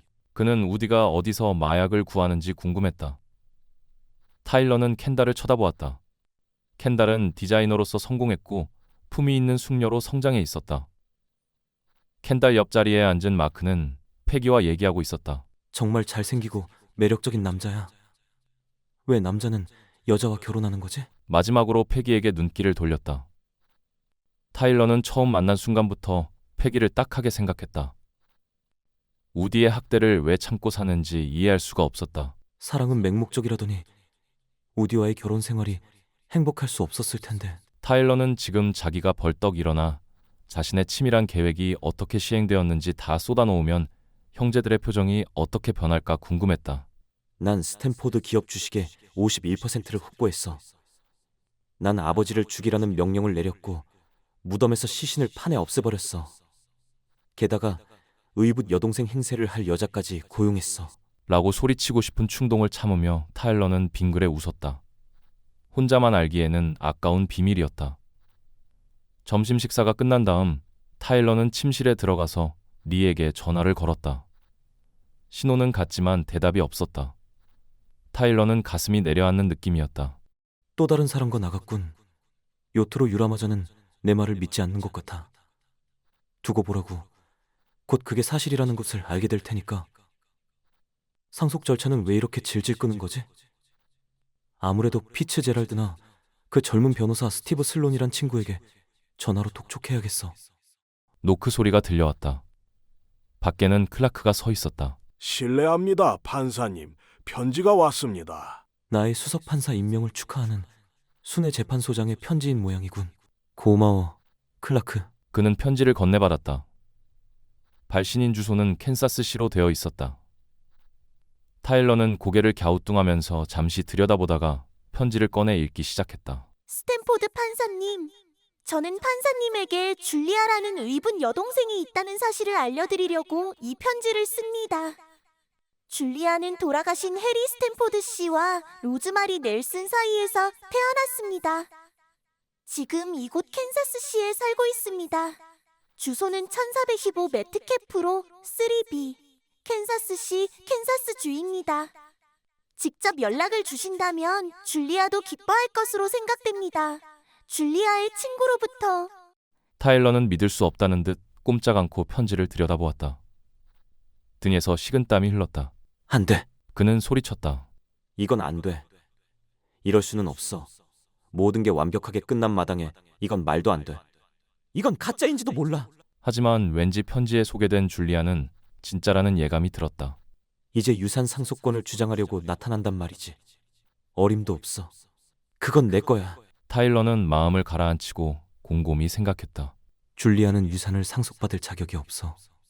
여기에 나타나도 안 돼. 그렇게 되면 내 계획이 한꺼번에 무너져 버린다고. 이전에 나타났던 줄리아를 어떻게 설명하지? 그는 몸을 부르르 떨었다. 안 돼. 즉시 처치해버려야 돼. 그는 수화기를 들고 할 베이커의 번호를 눌렀다. 낮과 밤 제22장. 피부과 의사는 고개를 가로저었다. 비슷한 증세는 전에도 몇 번 보았지만 이렇게 심한 것은 처음입니다. 할 베이커는 손등을 긁으면서 고개를 끄덕였다. 베이커 씨, 이 증세의 원인은 세 가지 중 하나일 겁니다. 이 같은 가려움증은 곰팡이균이나 알레르기 또는 신경성으로 생깁니다. 그런데 선생의 피부 샘플을 현미경으로 검사한 결과 일단 곰팡이균은 없다고 판명되었습니다. 그리고 직업상 화학약품을 접한 적도 없다고 하셨으니 전혀 그런 적이 없습니다. 그렇다면 결론은 난 겁니다. 선생의 증세는 신경성 피부질환이 분명합니다. 그럼 심각한 겁니까? 치료 방법은 있습니까? 다행히 신경성 피부질환은 치료가 가능합니다. 의사는 사무실 한쪽 구석에 있는 캐비넷에서 연고를 꺼내 뚜껑을 열었다. 아직도 손이 가려우세요? 할 베이커는 계속 긁어댔다. 아주 심해요. 손에 불이 붙은 것 같은 느낌이에요. 그럼 이 연고를 좀 발라보세요. 할 베이커는 연고를 짜 손에 바르기 시작했다. 그 즉시 효과가 있었다. 금세 가려움증이 없어졌는데요? 이건 기적 같아요. 할 베이커가 말했다. 좋아요. 그럼 그 약을 계속 쓰도록 하세요. 이제 괜찮아질 거예요. 선생님 감사합니다. 정말 이제 살 것 같아요. 그 약은 그냥 가져가시고 더 필요할 때를 생각해서 처방전을 써드리죠. 감사합니다. 차를 몰고 집으로 돌아가는 할 베이커는 콧노래를 흥얼거리고 있었다. 타일러 스탠포드 판사를 만난 후 손이 가렵지 않은 것은 이번이 처음이었다. 뭔가 짓누르고 있던 것으로부터 해방된 느낌이었다. 차를 차고에 넣고 부엌으로 들어가면서 그는 계속 휘파람을 불었다. 아내 헬렌이 기다리고 있었다. 전화가 왔었어요. 아내가 말했다. 존스 씨라는데 아주 급한 일이래요. 그의 손이 다시 가렵기 시작했다. 그는 다른 사람을 폭행한 적은 있었지만 그것은 가족을 사랑했기 때문에 한 짓이었다. 범죄에 빠져들었던 것도 모두 가족을 부양하기 위해서였다. 할 베이커는 여태까지 자신이 크게 잘못한 일이 없다고 믿었다. 그러나 이번 일은 달랐다. 이것은 계획적인 살인이었다. 존스 씨에게 전화를 건 베이커는 그 일을 거부했었다. 판사님, 그건 할 수 없어요. 다른 사람을 찾아보십시오. 잠시 침묵이 흘렀다. 당신 가족들은 잘 지내고 있어? 캔사스 시행 항공편은 정시에 이륙했다. 스탠포드 판사는 상세한 정보를 알려주었었다. 이름은 줄리아 스탠포드. 주소와 아파트 호수는 이미 알려주었고 그녀는 당신이 나타날 것을 전혀 예상하지 못하고 있으니 쉽게 접근할 수 있을 거요. 찾아가서 바로 처치하시오. 그는 택시를 타고 시내로 들어갔다. 날씨 한번 좋군요. 택시 운전사가 말했다. 그래요. 어디서 오셨지요? 뉴욕이요. 거기서 살지요. 뉴욕은 굉장한 도시잖아요. 네. 대단한 도시예요. 참, 집수리용 도구를 좀 사야 되는데 큰 철물점이 어디 있죠? 거기서 내려주세요. 알겠습니다. 5분 후, 할 베이커는 철물점 직원에게 말했다. 사냥용 칼이 필요한데요. 사냥용 칼은 여러 가지 있습니다. 이쪽으로 오시죠. 베이커는 날이 15cm 정도 되고 칼등이 톱니 모양으로 된 것을 골랐다. 그게 마음에 드십니까? 이 칼이면 되겠어요. 할 베이커가 말했다. 현금으로 계산하시겠습니까? 아니면 신용카드를 쓰실 겁니까? 현금이요. 그 다음에는 문방구에 들렀다. 할 베이커는 매트캐프로 1425번지 아파트 건물을 5분 정도 살펴보았다. 입구와 비상구의 위치를 자세히 살펴보고 떠났다. 저녁 7시쯤 어둑어둑해질 무렵 베이커는 다시 돌아왔다. 만약 줄리아 스탠포드가 직장에 다닌다면 늦은 시각에야 집에 돌아올 것이기 때문에 기다린 것이었다. 아파트에는 경비원이 없었다. 엘리베이터가 있었지만 그는 비상계단으로 걸어 올라갔다. 엘리베이터의 좁은 공간에 갇혀 있기가 싫었기 때문이었다. 3BO는 복도 왼쪽 끝에 있었다. 사냥칼은 상의 안쪽에 테이프로 붙여놓았다. 할 베이커는 초인종을 눌렀다. 잠시 후 문이 열리면서 미모의 젊은 여자가 나타났다. 안녕하세요? 활짝 미소 짓는 얼굴이었다. 어떻게 오셨지요? 그녀는 상상했던 것보다 나이가 어려 보였다. 베이커는 왜 스탠포드 판사가 그녀를 죽이려 하는지 궁금했다. 지금 그런 걸 생각할 때가 아니야. 그는 명함을 꺼내 그녀에게 건넸다. 전 닐슨사에서 일하고 있습니다. 그가 말했다. 이 지역에 우리 회사의 시청률 조사를 맡는 사람이 없어서 참여를 권하려고 찾아왔습니다. 그녀는 고개를 저었다. 그런 일에는 관심 없어요. 그녀는 문을 닫으려 했다. 우린 주당 $100를 지급합니다. 반쯤 닫히던 문이 멈추었다. 주당 $100라고요? 그렇습니다. 다시 문이 활짝 열렸다. 지금 보고 계신 프로그램을 써주시면 됩니다. 1년 동안 그렇게 해주시는 조건으로 연간 계약을 맺으려는 겁니다. 그럼 $5,000가 넘잖아. 들어오세요. 그녀가 말했다. 베이커는 안으로 들어갔다. 좀 앉으세요. 성함이 어떻게 되시? 짐 알렌입니다. 알렌 씨, 어떻게 저를 선택하게 되셨죠? 저희 회사에서는 임의 표본을 만들고 그 중에서 텔레비전 방송과 무관한 사람을 고릅니다. 시청률 조사의 객관성을 지키려는 것이지요. 혹시 직업이 텔레비전 방송국이나 프로그램 제작자와 관계가 있는 건 아닙니까? 그녀는 웃으며 대답했다. 아니요. 전혀 관계 없어요. 계약을 맺으면 구체적으로 제가 할 일이 뭔가요? 아주 간단합니다. 우리가 작성한 양식에 시청한 프로그램을 표시해 주시기만 하면 됩니다. 우리는 컴퓨터로 각 프로그램의 시청 횟수를 집계하고 시청률을 산출합니다. 시청률 조사에 참여하는 회원은 미국 전역에 퍼져 있기 때문에 우리는 시청률의 지역 분포를 쉽게 파악할 수 있는 겁니다. 어떻습니까? 참여해 보시겠습니까? 좋습니다. 베이커는 조사용 서식으로 보이는 서류와 펜을 꺼냈다. 하루에 몇 시간이나 텔레비전을 시청하십니까? 난 하루 종일 직장에서 일하기 때문에 텔레비전을 볼 시간이 많지 않아요. 하지만 집에 오면 보시지요. 그럼요. 저녁 뉴스를 듣고 때로는 옛날 영화도 보지요. 라리킹 뉴스쇼를 좋아합니다. 베이커는 메모했다. 그럼 교육방송도 시청하십니까? 일요일에는 PBS를 봐요. 참, 여기서 혼자 사십니까? 룸메이트가 있어요. 지금 외출 중이에요. 예상대로 여자 둘이서만 살고 있군. 손이 다시 가렵기 시작했다. 베이커의 손이 상의 안쪽 테이프로 붙여놓은 사냥칼 손잡이에 닿았다. 순간 복도에서 발자국 소리가 들려왔다. 그는 칼에서 손을 뗐다. 그렇게만 하면 연간 $5,000를 준단 말이에요? 그렇습니다. 참 깜빡 잊은 게 있습니다. 현금 외에도 칼라 텔레비전을 선물로 드립니다. 그게 정말이에요? 복도의 발자국 소리가 점점 멀어졌다. 베이커의 손이 다시 칼자루에 닿았다. 미안하지만 냉수 한 잔 주시겠습니까? 하루 종일 쏘다니다 보니. 그럼요. 베이커는 거실 한쪽 구석에 있는 주방으로 걸어가는 그녀를 쳐다보면서 칼을 뽑아들고 뒤따랐다. 내 룸메이트는 나보다 더 PBS를 좋아해요. 그녀가 컵에 물을 따르며 말했다. 그녀의 등 뒤에 다가선 베이커는 그녀를 내리치려고 칼을 치켜들었다.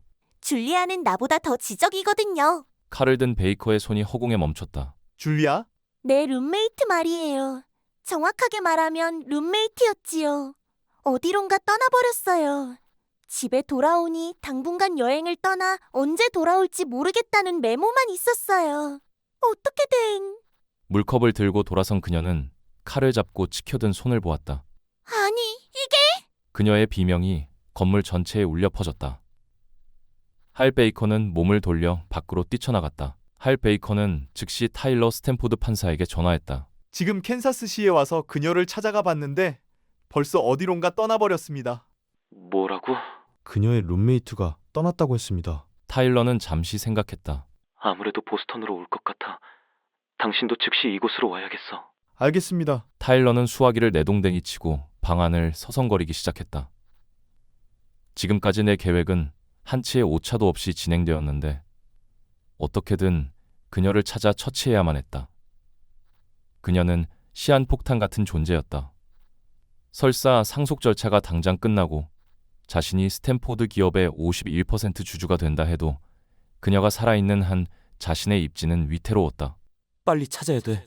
타일러는 생각했다. 서둘러야 돼. 하지만 어디서부터 시작하지? 클라크가 들어왔다. 실례합니다, 판사님. 줄리아 스탠포드 양이 판사님을 찾아왔습니다. 낮과 밤 제23장. 줄리아가 보스턴에 가기로 마음먹은 것은 켄달 때문이었다. 점심 식사를 마치고 사무실로 돌아가던 줄리아는 세련된 의상실 쇼윈도에 걸려있는 켄달, 스탠포드 르노 디자인의 아름다운 드레스를 보았다. 줄리아는 그 자리에 서서 한참 동안 그 드레스를 바라보았다. 바로 내 언니가 디자인한 드레스야. 줄리아는 생각했다. 어머니와 내가 버림받은 것은 언니와는 상관없는 일이야. 오빠들도 마찬가지지. 갑자기 켄달과 오빠들을 만나보고 싶은 충동을 받았다. 혼자 살아가던 줄리아는 가족이 그리웠다. 사무실로 돌아온 줄리아는 맥스 톨킨에게 며칠간 휴가를 달라고 말했다. 그런 다음 멋쩍은 표정으로 말을 이었다. 그리고 갑을 좀 해주실 수 있을까요? 톨킨은 미소 지었다. 물론이지. 줄리아는 너무 오랫동안 쉬지 않고 일해왔잖아. 가끔 휴가도 가야 돼. 자, 이 돈으로 휴가 잘 보내고 와. 보스턴에 가서 잘 지낼 수 있을까? 내가 혹시 큰 오산을 하는 게 아닐까? 줄리아는 생각했다. 줄리아가 집에 돌아왔을 때 살리는 아직 퇴근 전이었다. 살리가 올 때까지 기다릴 수 없어. 줄리아는 결단을 내렸다. 마음먹었을 때 떠나지 않으면 머뭇거리다가 결국 못 가게 될 거야. 즉시 챙기고 살리에게 메모를 남긴 다음 집을 나섰다. 고속버스 터미널로 가면서도 줄리아는 자꾸만 의구심이 떠올랐다. 지금 뭘 어떻게 하겠다는 거지? 왜 갑자기 보스턴으로 갈 생각을 하지? 아니, 갑자기가 아니잖아. 거의 20년 동안 생각하던 일 아냐? 몇 번이나 생각이 바뀌었다. 하지만 만나본 적이 없는 형제들을 만난다는 기대감을 감출 수는 없었다. 대체 어떤 사람들일까? 언론을 통해 오빠 한 사람은 판사이고 또 한 사람은 유명한 폴로 선수. 그리고 언니는 이름난 패션 디자이너라는 것을 알고 있었다. 모두가 뛰어난 사람들이잖아. 그런데 난 뭐야? 혹시 날 깔보지 않을까? 그들과 만난다는 생각에 가슴이 두근거리기 시작했다. 줄리아는 그레이하운드 버스를 타고 보스턴으로 향했다. 보스턴의 사우스 스테이션에 도착한 줄리아는 버스에서 내려 택시를 잡았다. 어디로 가십니까? 운전사가 물었다. 줄리아는 갑자기 당황했다. 원래 로즈힐로 가자고 할 생각이었으나 입이 잘 떨어지지 않았다. 잘 모르겠어요. 그녀가 얼떨결에 말했다. 택시 운전사가 고개를 돌리고 그녀를 쳐다보았다. 글쎄, 나도 아가씨가 어디로 가야 되는지 모르는데요. 그럼 시내를 좀 둘러볼 수 있겠어요? 전 보스턴이 처음이거든요. 운전사는 고개를 끄덕였다. 알았습니다. 택시는 썸머가를 따라 보스턴 커먼 공원에 도착했다. 운전사가 말했다. 이곳이 미국에서 가장 오래된 시립공원입니다. 식민지 시대에는 여기서 죄수들을 공개 처형했다고 합니다. 줄리아는 어머니의 목소리가 들리는 것 같았다. 난 겨울이면 아이들에게 스케이트를 태워주려고 컴먼 공원에 데려가곤 했지. 우디는 운동신경이 탁월했어. 줄리아, 네가 꼭 만나봤으면 좋겠어. 우디는 정말 잘생긴 아이였어. 난 항상 그 애가 형제 중에 제일 성공할 거라고 생각했어. 마치 어머니가 옆에서 이야기해주는 것 같은 느낌이었다. 택시는 퍼블릭 가든의 입구가 있는 찰스가로 접어들었다. 운전사가 말했다. 저기 구리로 만든 오리상들이 보이지요? 믿기 힘들겠지만 오리상 하나하나마다 이름이 있답니다. 아이들과 퍼블릭 가든으로 자주 피크닉 갔었지. 입구에는 구리로 된 예쁜 오리상이 있었는데 모두 이름이 있었지. 잭, 캑, 넥, 맥, 웩, 팩, 팩. 그리고 캑이라고 불렀어. 어린 줄리아는 그 이름들이 너무 재미있어서 어머니에게 그 얘기를 다시 해달라고 졸라대곤 했었다. 줄리아는 택시의 미터기를 보았다. 택시 요금이 점점 불어나고 있었다. 그리 비싸지 않은 추천할 만한 호텔이 있을까요? 물론이지요. 코플리 광장 호텔이 어떻습니까? 그럼 거기 좀 데려다 주시겠어요? 알았습니다. 5분 후 택시는 호텔 입구에 멈췄다. 즐거운 시간 보내세요. 즐거운 시간이 될지 아주 불쾌한 시간이 될지는 모르는 일이지. 줄리아는 요금을 지불하고 호텔로 들어갔다. 카운터에 있는 직원에게 다가갔다. 안녕하세요. 뭘 도와드릴까요? 직원이 물었다. 방이 하나 필요한데요. 혼자 묵으실 거지요? 네. 얼마 동안이나 계실 겁니까? 줄리아는 주저했다. 몇 시간? 몇 달? 좀 있어봐야 되겠는데요. 알겠습니다. 그는 열쇠를 찾아 줄리아에게 건넸다. 4층에 있는 조용한 방입니다. 혼자 쓰시기에는 불편함이 없을 겁니다. 고맙습니다. 줄리아는 숙박부에 줄리아 스탠포드로 서명했다. 직원이 다시 말했다. 저희 호텔에 오신 것을 환영합니다. 방은 좁았지만 깨끗했고 정돈이 잘 되어 있었다. 짐을 풀고 정리가 끝나자 줄리아는 살리에게 전화했다. 줄리아? 이런 세상에 지금 어디 있어? 여기 보스턴이야. 너 괜찮아? 살리가 물었다. 그럼 왜 그래? 어떤 사람이 우리 집에 왔었는데 널 찾았어. 널 죽이려고 했던 것 같아. 그게 무슨 소리야? 그 사람이 칼을 빼들었어. 그 표정은 생각만 해도. 살리는 숨 가쁘게 말을 이었다. 내가 줄리아 스탠포드가 아니라는 것을 아는 순간 달아나 버렸어. 믿어지지 않아. 그 사람이 시청률 조사로 유명한 닐슨사 직원이라고 했거든. 그래서 내가 닐슨사에 전화해서 확인해 봤는데 그런 사람은 없대. 널 해치려던 사람이 누구일지 뭐 짐작되는 거 없어? 살리, 그게 무슨 소리야? 날 해치려는 사람이 어디 있겠어? 경찰에 신고했어? 그럼 신고했지. 하지만 경찰도 나보고 조심하라고 하는 것밖에 별 수가 없었어. 어찌됐든 난 아무 탈 없이 잘 있어. 걱정하지 마. 살리가 숨을 깊이 들이마시는 소리가 들렸다. 알았어. 네가 무사하다니 안심이야. 줄리아. 왜 그래? 너 조심해야 돼. 알았지? 그래, 조심할게. 걱정 마. 아무래도 살리는 상상력이 너무 풍부하단 말이야. 누가 날 해치려 하겠어? 언제쯤 돌아올 거야? 호텔 직원도 똑같은 질문을 했었다. 좀 있어봐야 알겠어.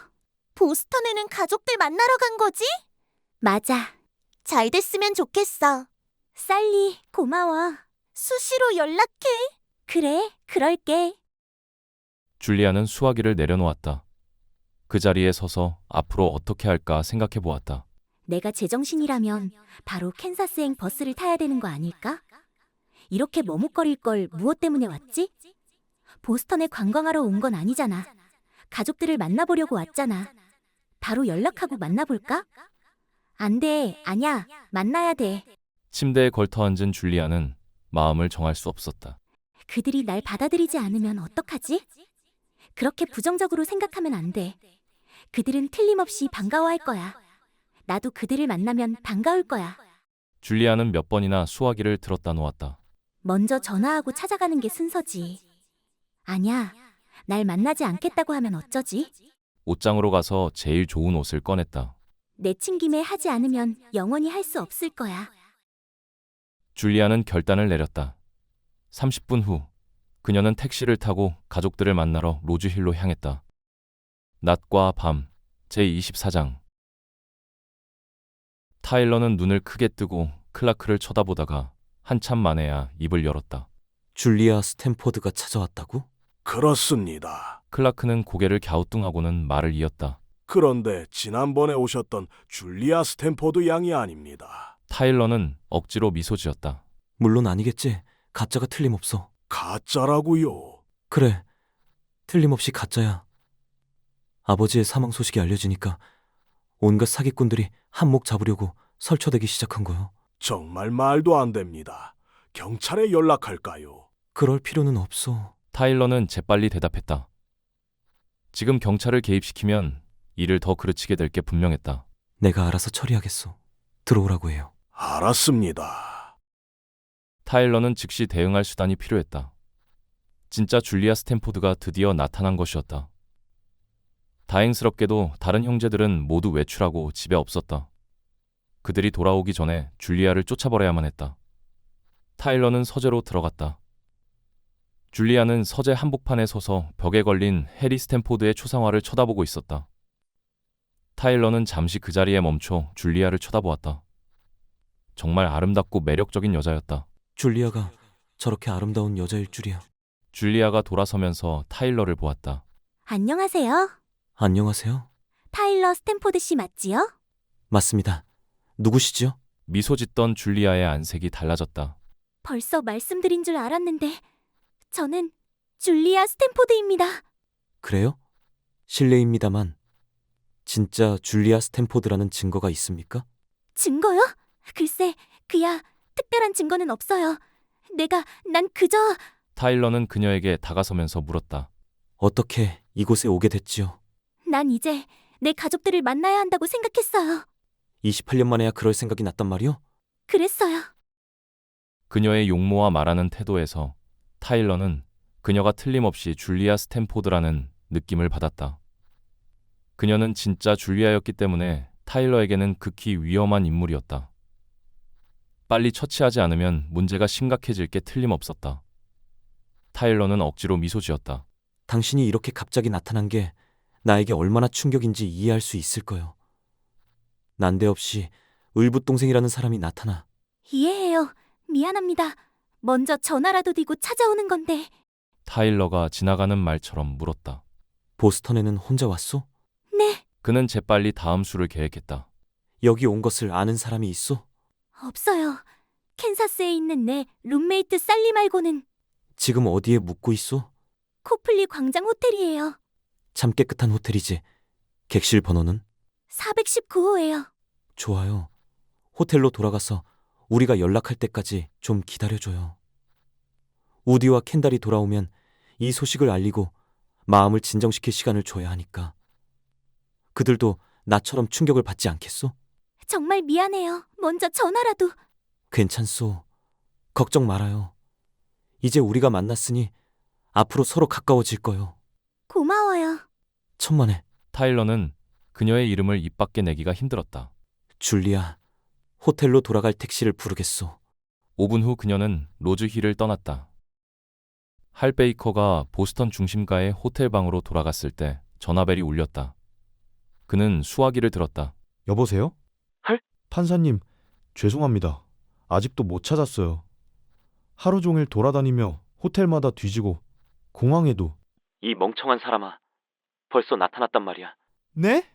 로즈힐에 찾아왔었단 말이야. 지금 코플리 광장 호텔 419호실에 묵고 있어.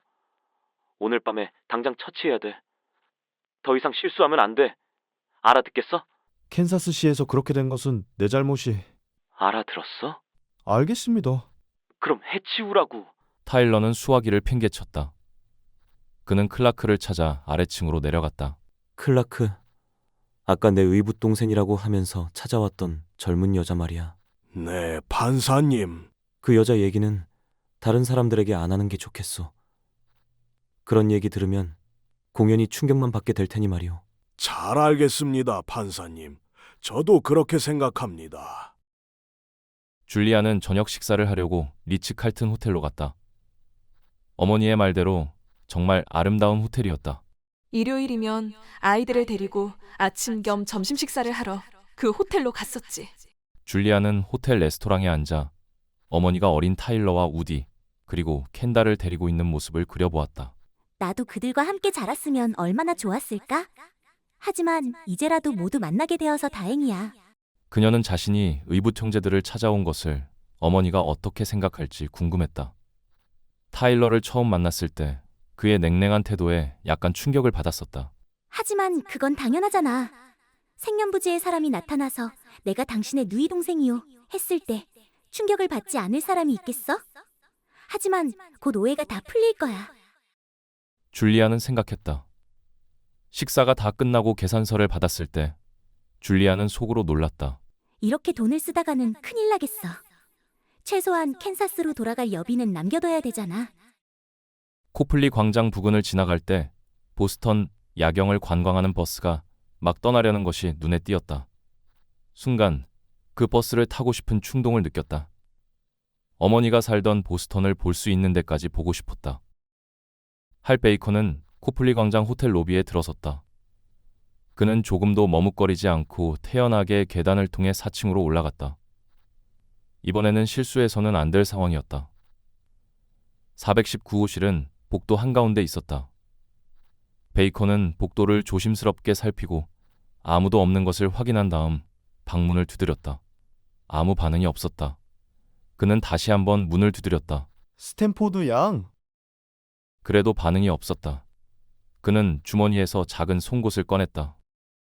익숙한 솜씨로 문을 따는데 몇 초밖에 걸리지 않았다. 베이컨은 안으로 들어가 조심스럽게 문을 닫았다. 방은 텅 비어 있었다. 스탠포드 양. 그는 욕실 문을 열고 들여다보았다. 역시 비어 있었다. 주머니에서 사냥칼을 꺼내 들고 의자를 문 옆에 옮겨놓고 앉아 불을 끈 채 기다렸다. 1시간 이상 기다렸을 때 밖에서 발자국 소리가 들렸다. 할 베이컨은 벌떡 일어나 칼을 쥐고 문 뒤로 몸을 숨겼다. 곧이어 열쇠로 문을 여는 소리가 들리고 문이 열리기 시작했다. 문 뒤에서 베이컨은 칼을 치켜들고 줄리아 스탠포드가 들어오기를 기다렸다. 그녀는 방 안에 들어서면서 전등 스위치를 켰다.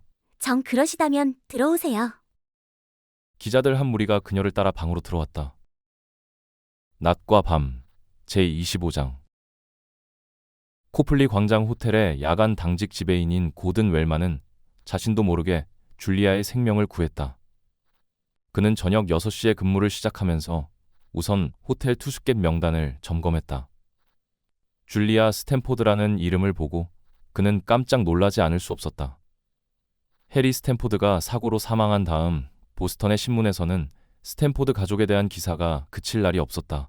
그 중에도 옛날 해리 스탠포드와 보모의 혼외 정사, 그리고 뒤이은 에밀리 스탠포드의 자살에 관한 스캔들 기사가 큰 부분을 차지했었다. 해리 스탠포드에게는 줄리아라는 사생아가 있다고 보도되었다. 그녀가 비밀리에 보스턴에 왔다는 소문도 있었다. 며칠 동안 최고급 물건들을 사들이고 나서 남미로 떠나버렸다는 소문도 있었다. 그런데 이제 그 줄리아 스탠포드가 다시 나타난 것이다. 바로 우리 호텔에 투숙하다니. 고든 웰만은 흥분하기 시작했다. 그는 부하 직원에게 말했다. 이 사실이 언론에 알려지면 난리가 날 게 아닌가? 그러면 우리 호텔이 거저 광고되는 거라고. 잠시 후 그는 신문사로 전화를 걸었다. 줄리아가 관광을 마치고 호텔로 돌아왔을 때 로비에는 수많은 기자들이 모여들어 그녀가 돌아오기를 기다리고 있었다. 로비로 들어오는 그녀를 한눈에 알아보고 둘러쌌다. 스탠포드 양, 난 보스턴 글로브지 기자입니다. 우리는 당신을 찾고 있었어요. 하지만 보스턴을 떠났다는 소문을 들었는데 어떻게 된... 텔레비전 카메라가 그녀에게 초점을 맞췄다. 스탠포드 양, 나는 WCVB TV 기자입니다. 우리는 당신의... 스탠포드 양, 나는 휘닉스지 기자입니다. 우리는 당신이 유산 상속... 스탠포드 양, 이쪽을 좀 보세요. 자, 웃어요. 고맙습니다.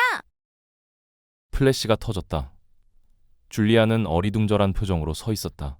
이런 세상에 가족들이 내가 매스컴을 타려고 떠들어댄 것으로 오해하겠어. 그녀는 기자들을 둘러보았다. 미안하지만 나는 할 말이 아무것도 없어요. 그녀는 엘리베이터로 다가갔다. 문이 열리자 기자들은 그녀를 따라 엘리베이터 안으로 몰려들었다. 피플지에서는 당신이 살아온 과정을 특집으로 내고자 합니다. 가족들과 30년 가까이 남남으로 살아온 느낌은 당신이 남미로 떠났다는 소문을 들었는데 앞으로 보스턴에서 살 계획? 왜 로즈힐에 묵지 않고 이 호텔? 줄리아는 4층에서 엘리베이터를 내려 빠른 걸음으로 복도를 걸었다. 기자들은 계속 따라왔고 그들을 따돌릴 방법이 없었다. 줄리아는 열쇠로 방문을 열었다. 안으로 들어서면서 전등 스위치를 켰다. 정 그러시다면 들어오세요. 문 뒤에서 칼을 들고 숨어있던 할 베이컨은 당황하지 않을 수 없었다. 그는 기자들이 몰려들어오자 재빨리 칼을 주머니에 넣고 자연스럽게 기자들 틈에 섞였다. 줄리아가 기자들에게 말했다. 좋아요. 한 사람씩 질문하세요. 대답할 수 있는 것은 다 할게요. 베이컨은 일이 글렀다고 판단하고 슬그머니 밖으로 빠져나갔다. 스탠포드 판사의 반응이 두려웠지만 어쩔 수 없었다. 줄리아는 거의 1시간 동안 기자들의 질문에 응했다. 드디어 그들은 모두 떠났고 그녀는 문을 잠그고 잠을 청했다. 다음 날 아침 텔레비전과 신문 모두가 줄리아 스탠포드에 관한 기사로 채워졌다. 신문을 읽던 타일러는 화가 치밀어 올랐다. 잠시 후 우디와 켄달이 내려와 아침 식탁에 앉았다. 줄리아 스탠포드를 자칭하는 여자가 나타났다고? 이게 대체 무슨 소리야? 말도 안 돼. 우디가 말했다. 가짜가 틀림없어. 타일러가 말했다. 실은 이 여자가 어제 로즈힐에 찾아왔었다. 돈을 요구하길래 한마디로 거절하고 돌려보냈지. 이렇게 매스컴을 이용해서 떠들어댈 줄은 몰랐어. 하지만 걱정할 것 없어. 내가 알아서 처리할 테니까. 그는 사이먼 피치제랄드에게 전화했다. 오늘 아침 신문 보았습니까? 봤습니다. 이 사기꾼이 자기가 우리 의붓동생이라고 하면서 보스턴을 떠들썩하게 만들었어요. 피츠제랄드가 물었다. 경찰에 고발하는 게 어떻겠소? 안 돼요. 그렇게 되면 점점 더 시끄러워질 겁니다. 피츠제랄드 씨께서 직접 만나 조용히 이곳을 떠나라고 설득해 주시는 게 좋겠습니다. 알았소. 스탠포드 판사. 우리가 만나보지요. 고맙습니다. 사이먼 피치제랄드는 스티브 슬론을 불렀다. 스티브, 문제가 좀 생겼어. 스티브는 고개를 끄덕였다. 벌써 알고 있어요. 저도 아침 뉴스도 듣고 신문도 보았거든요. 대체 그 여자는 누구지요?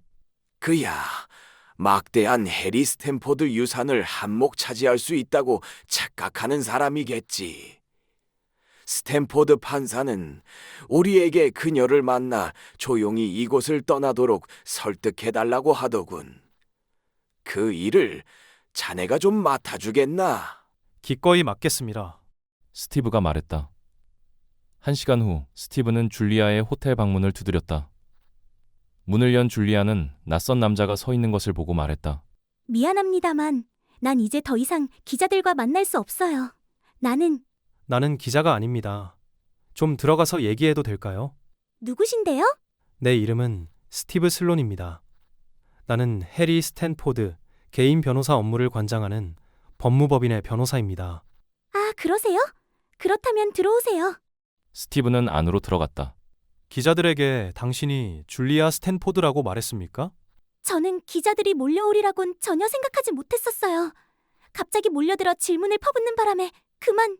어쨌든 당신이 해리 스탠포드의 딸이라고 주장했지요? 그래요.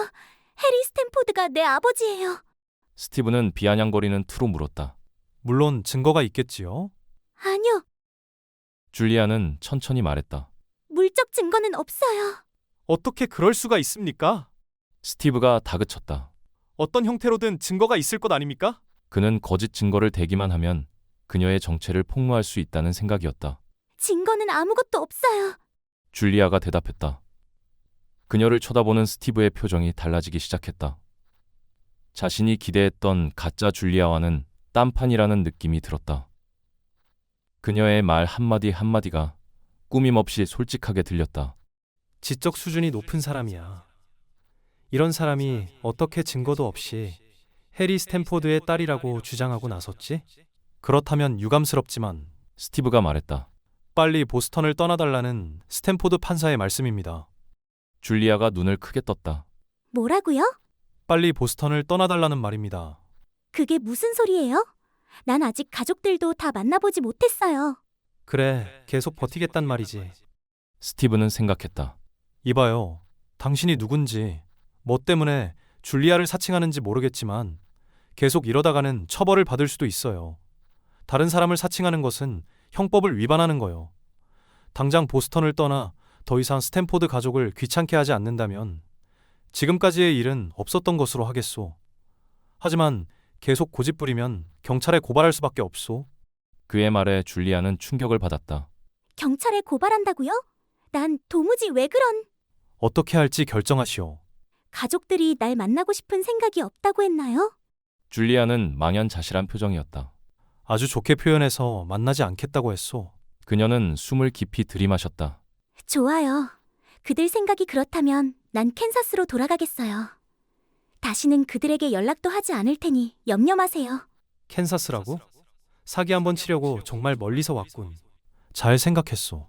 그는 잠시 그 자리에 서서 줄리아를 쳐다보았다. 아무래도 뭔가 석연치 않은 게 마음 한구석에 남아 있었다. 그럼 여행 잘하시오. 줄리아는 대답이 없었다. 스티브는 사무실로 돌아와서 사이몬 피츠제랄드를 찾았다.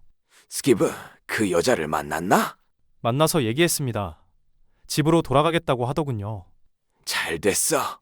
스탠포드 판사에게 전화해야겠군. 하지만 사이몬, 아직 납득이 안 가는 게 있어요. 그게 뭐지? 걔가 짖지 않았어요. 그게 무슨 소리야? 셜록 홈즈가 수사하다가 단서를 잡은 얘기를 기억하세요? 단서는 당연히 벌어졌어야 할 일이 벌어지지 않은 데 있었어요. 그게 이 일과 무슨 상관이 있지? 그녀는 아무 증거도 없이 보스턴까지 찾아왔잖아요. 피츠제랄드는 이해가 안 된다는 표정이었다. 아무 증거도 없다는 사실이 그녀가 가짜라는 증거 아닌가? 그 반대입니다. 그녀가 왜 단 한 가지의 증거도 없이 캔사스시에서 보스턴까지 달려와서 자신이 해리 스탠포드의 딸이라고 주장했겠습니까? 스티브, 요즘 머리가 이상한 사람이 어디 한둘인가? 그녀는 멀쩡했어요. 조금도 비정상적인 면을 볼 수 없었습니다. 직접 만나보시면 제 생각에 동의하실 겁니다. 그 외에도 몇 가지 풀리지 않는 수수께끼가 남아있어요. 뭔데? 해리 스탠포드의 시신은 왜 없어졌지요? 누가 그랬을까요? 또 해리 스탠포드의 익사 현장의 유일한 목격자인 드미트리 카민스키는 왜 사라졌지요? 그리고 전에 나타났던 줄리아 스탠포드는 어디로 종적을 감췄지요? 사이몬 피츠제랄드는 눈살을 찌푸렸다. 그럼 어떻게 해야 되지? 스탠포드가의 유산을 둘러싸고 모종의 음모가 진행되고 있다는 느낌입니다. 수수께끼를 풀면 그 음모가 밝혀지겠지요. 우선 두 번째 나타난 줄리아와 좀 더 얘기해 봐야겠습니다. 스티브가 말했다. 스티브 슬로는 코플리 광장 호텔 로비의 카운터로 다가갔다. 줄리아 스탠포드 양에게 전화 좀 해주시겠습니까? 호텔 직원이 말했다. 미안합니다. 줄리아 스탠포드 양은 조금 전에 계산을 마치고 떠났습니다. 혹시 연락처를 남기지 않았습니까? 남기지 않았는데요. 스티브는 실망한 표정으로 그 자리에 서 있었다. 더 이상 어찌해볼 방법이 없었다. 내 생각이 틀렸을 수도 있어. 그는 스스로 위안했다. 그 여자는 가짜일 수도 있잖아. 이젠 다 지나간 일이야. 그는 호텔 정문을 나섰다. 도어맨이 어떤 부부에게 택시를 잡아주는 게 눈에 띄었다.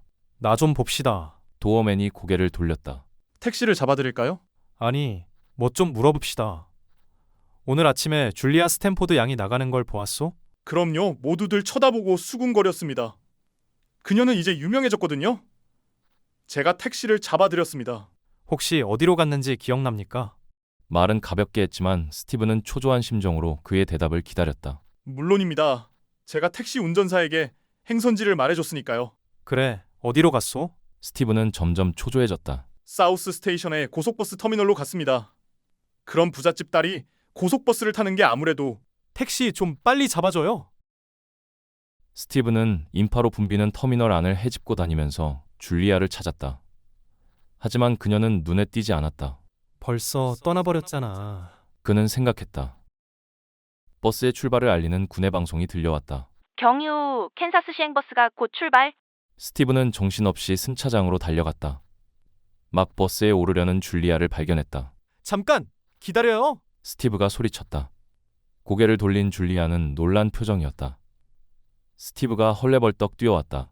얘기 좀 해야겠어요. 줄리아는 냉랭하게 대답했다. 난 당신과 더 이상 할 얘기 없어요. 그녀는 몸을 돌려 버스에 타려고 했다. 스티브는 그녀의 팔을 잡았다. 잠깐만 기다려요. 정말 중요한 얘기가 있어요. 지금 버스가 떠나잖아요. 다음 버스를 타면 돼요. 내 가방은 이미 실렸는데요. 스티브는 짐을 싣고 있던 포터에게 소리쳤다. 이 사람은 임신 중인데 문제가 생겨서 급히 병원에 가야 됩니다. 이 사람 가방 좀 찾아줘요.